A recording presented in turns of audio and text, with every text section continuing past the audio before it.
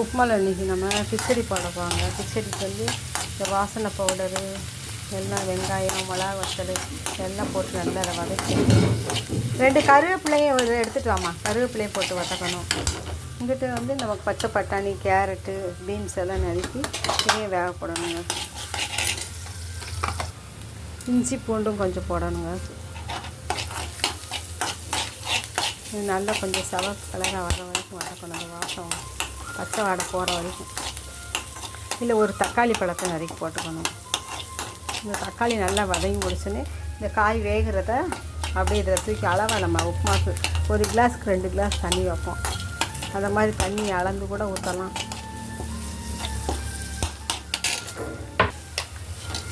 கொஞ்சம் தான் போடுவோம். கறி மசாலா பவுடர் கொஞ்சம் போட்டாங்க.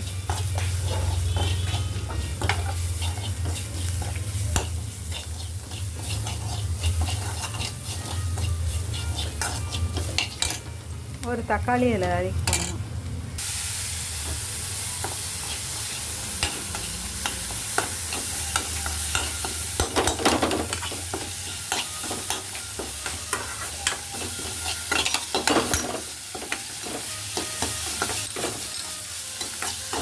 நல்லா இது வதங்கினோடனே காயை இதில் ஊற்றிடணும்.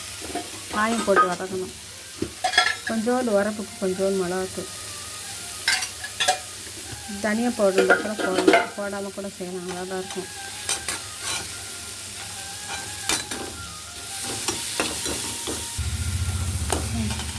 தக்காளி நல்லா வதங்கிடுச்சு. வதங்கவும் இதில் காயை தூக்கி போடணும்.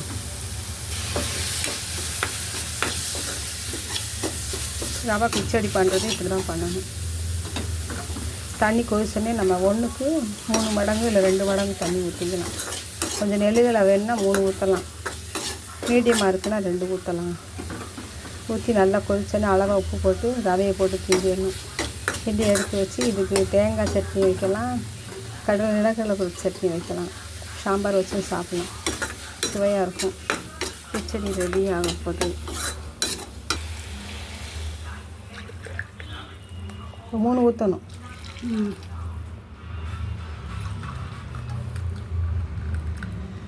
ஐநூறு ஊற்றிட்டு போதும். நீங்கள் தான் 2.5 மடங்கு போதுங்க. 2 மடங்கு போதும் நீங்கள். ஸோ 2க்கு நடுவில் உப்பு தேவைக்கு போட்டுக்கலாம்.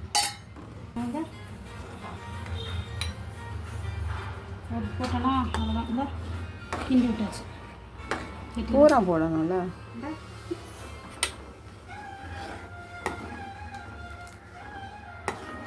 அந்த ரவை வெந்துடும். இது எப்படி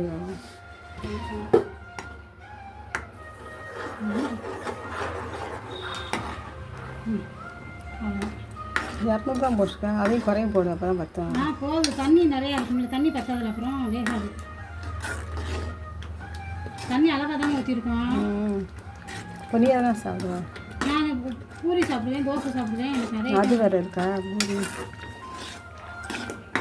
பூரி தோசை தண்ணியாக கொஞ்சம் குறைச்சி வச்சிடணும். தண்ணி